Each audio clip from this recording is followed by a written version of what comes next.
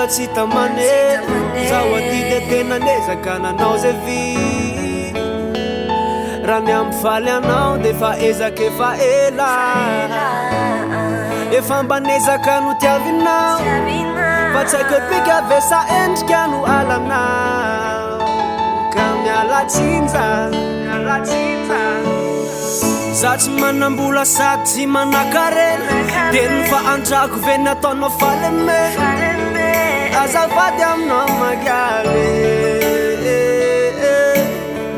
rosy vao mamelana le fitiavananao de ho ataoko zaridainy anao raha sitrakao de ny masoandra mambola no namatsika de mba izy ny anafana renao ndray zao ny volana rehefa zany kitana tsika roa ny miaraka samy tsara vitana ka ho adinona m problem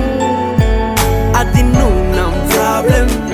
denao ndray zao ny volana rehefa zany kitana tsika roa no miaraka samy tsara vitana ka ho adinona m problem adinona m problem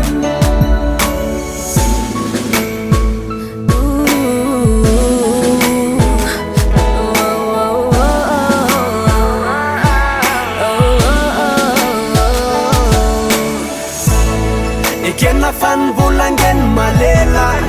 fanofitiavana ny latsy malela fa mampandraiky mampanatsy fa mila lôlôlôza terma mandro sofa mivole varavarane de mba raisaloha le tanako akavanane zay vola lany tsy ao atsika fa de ndahoane terma mandro sofa mivole varavarane de mba raisaloha le tanako akavanane zay vola lany tsy ao atsika fa de ndahoane enao ndray zao ny volana rehefa zany kitana tsika roa ny miaraka samy tsara vitana ka ho adinona m problem adinona m problem denao ndray zao ny volana rehefa zany kitana